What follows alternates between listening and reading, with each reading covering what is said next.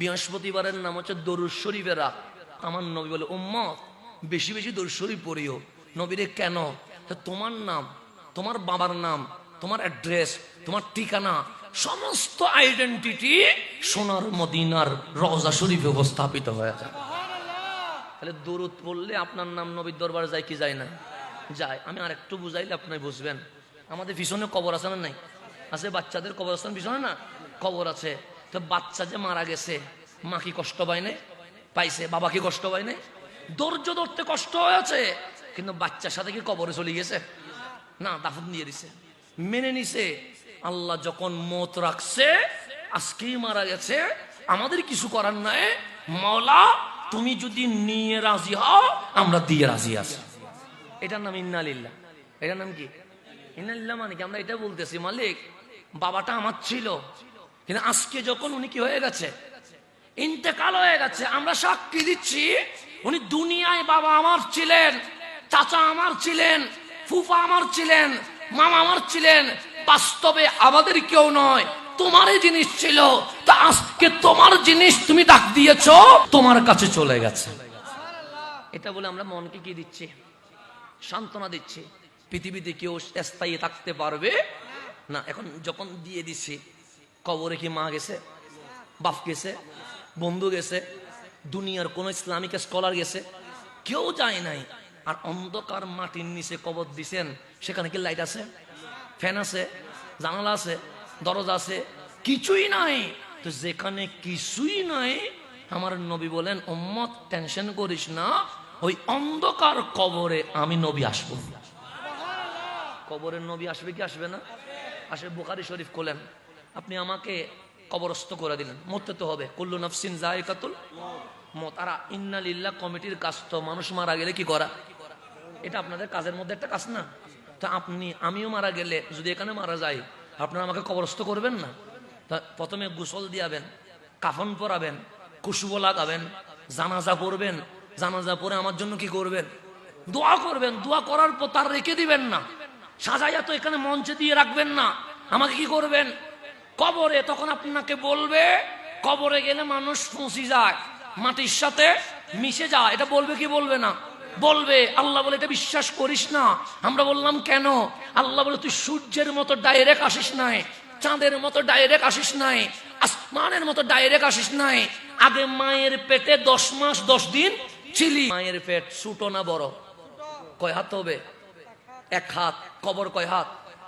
3.5 হাত। আল্লাহ বলছে, বান্দা তুই জন্মের আগে আমি আল্লাহ ছোট্ট 1 হাত পেটে তোরে জিন্দা রেখে এই মেসেজ দিলাম, যেই মাওলা জন্মের আগে তোরে মায়ের পেটে জিন্দা রাখতে পারে, সেই মাওলা মরণের পর 3.5 হাত কবরের ভেতরেও জিন্দা রাখতে পারে।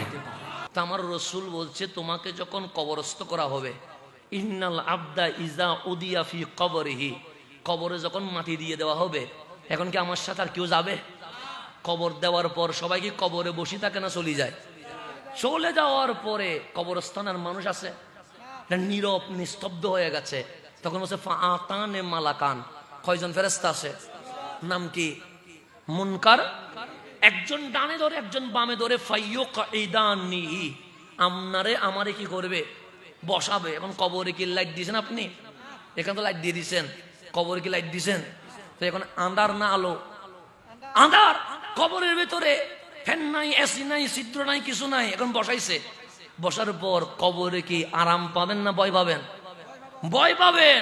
ওই ভয়ের মাঝে মুনকার নকির বলবে, ওই দেখ, মা কুনতা তাকুলু ফি হাক্কি হাজার রাজুল লি মুহাম্মদ, তোর কবরে যিনি আসছে ওনার নাম মুহাম্মাদুর রাসূলুল্লাহ সাল্লাল্লাহু। হুজুর আমার কাছে না দূরে? কাছে। কাছে মানে হাজা, দূরে হইলে জালিকা। নবী যদি মদিনায় থাকতেন, আপনি যদি নিউমরিং এর কবরের ভিতরে থাকতেন, তাহলে মুনকার নকির বলতে, জালিকা রাজুল, ওই যে দূর মদিনায় দেখা যাচ্ছে, এরকম বলতেন। হাজা মানে নবী মদিনায় নয়, নবী নিউমরিং এর আপনার কবরস্থানে চলে এসেছে। এখন আসেন গভীর মনোযোগ। আপনার নাম কি? হ্যাঁ, মিরাজ। নাম কি? ধরেন মিরাজের নাম আমি জীবনে কখনো জিজ্ঞেস করি নাই, আজকে জিজ্ঞেস করলাম নাম কি, উনি বললেন মিরাজ। কি বললেন? তাহলে এটা আমার সাথে ওনার কি পরিচয় হলো? প্রথম পরিচয় হলো। এখন ওনাকে 6 মাস পর হয়তোবা আগ্রাবাদ এরিয়াতে দেখছি, চেহারা মনে আছে, নাম কিন্তু মনে, কারণ হাজার মানুষের সাথে মিশতেছি। তখন দেখলাম চিনা চিনা লাগে, কই যেন দেখছিলাম। তখন বলে, হুজুর নিউমোরিং এ ইন্না লিল্লাহ কমিটির মাহফিলে আপনার সামনে বসাছিলাম, আমার নাম মেরাজ। তাহলে কয়বার হইল? এখন কি আগের চেয়ে এখন যে পরিচয় হয়েছে 6 মাস পর যে পরিচয়, এটা গভীর বেশি হয়েছে না কম হয়েছে? বেশি হয়েছে। পরিচয় কয়বার হয়ে গেল? এরপর মিরাজ হয়তো বা কোনো কারণে 2 নাম্বার গেট গেছে 1 বছর পরে। কয় বছর পরে? এখন মাঝখানে বিশাল গ্যাপ চলে গেছে। 1 বছর পর দেখার পর বললাম, তোমাকে আমি চিনি, কিন্তু নামটা মনে, নাম কি তোমার? বললেন মেরাজ। কয়বার হইল? 3 বার। চতুর্থবার যেখানে দেখা হোক আর জীবনে নাম বলতে হবে। আমি নিজে বলবো, মেরাজ তুমি কেমন আছো? কথা ঠিক কিনা? এইভাবে আমাদের সাথে মানুষের কি হয়? সম্পর্ক হয়। এইভাবে মানুষের সাথে আমাদের সম্পর্ক ডেভেলপ হয়।